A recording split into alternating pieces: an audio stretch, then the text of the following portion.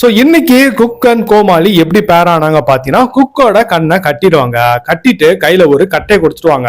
So இவங்க ரூம்குள்ள போயிட்டு சுத்தி சுத்தி அடிக்கணும். ஆனா எல்லா கோமாளி காலும் வந்து பார்த்தீங்கன்னா பிபி கட்டிடுவாங்க.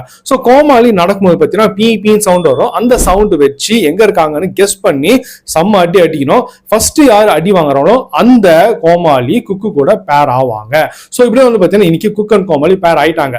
நெக்ஸ்ட் வந்து பார்த்தீங்கன்னா குக் அண்ட் கோமாளி ரெண்டு பேரும் குக் பண்ணும்போது பாத்தீங்கன்னா கோமாளி குக்கு எப்படி ஹெல்ப் பண்ணும் பாத்தீங்கன்னா ஒரு மாஸ்க் குத்துறாங்க. மாஸ்க் கிடையாது, ஆக்சுவலி பிளாஸ்திரி வாயை கட்டிட்டாங்க.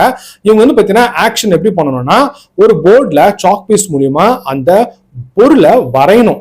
அது எழுதி கூட காட்டக்கூடாது, வரைஞ்சு தான் காட்டணும். ஸோ வரைஞ்சி அவங்களுக்கு புரிஞ்சு வச்சு அவங்களுக்கு என்ன தோணுதோ அதோ இவங்க போயிட்டு கொண்டு வந்து கொடுக்கணும். சரிங்களா? ஸோ இவங்க வந்து பாத்தீங்கன்னா தப்பா பண்ணிட்டாங்கன்னா அவங்க வந்து பாத்தீங்கன்னா தப்பா கெஸ் பண்ணிடுவாங்க. ஸோ அவங்களுக்கு புரியுற மாதிரி வந்து பாத்தீங்கன்னா ஒழுங்கா வரையணும்.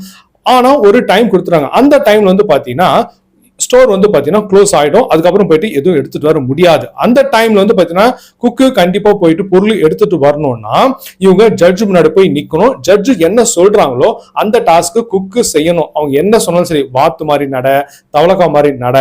அப்ப பாத்தீங்கன்னா குரேஷ் அண்ட் நம்ம ராஜமோகன் பாத்தீங்கன்னா உப்பு மூட்டை தூக்கி போயிட்டு வரணும் அப்படின்னு தாமு சொன்னாரு. அதுவும் பண்ணாங்க.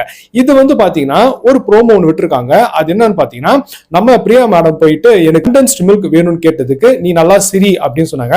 சோ பிரியா மேடம் பாத்தீங்கன்னா அவங்க தனியா சிரிச்சுட்டே இருந்தாங்க. அதை பார்த்து கௌஷிக்கும் சுனிதாவும் எது இவங்க தனியா சிரிக்கிறாங்க அப்படின்னு கேட்டதுக்கு இல்ல ஏதோ டாஸ்க் கொடுத்துருக்காங்க அதனால இவங்க சிரிக்கிறாங்க அப்படின்னு சொன்னாங்க.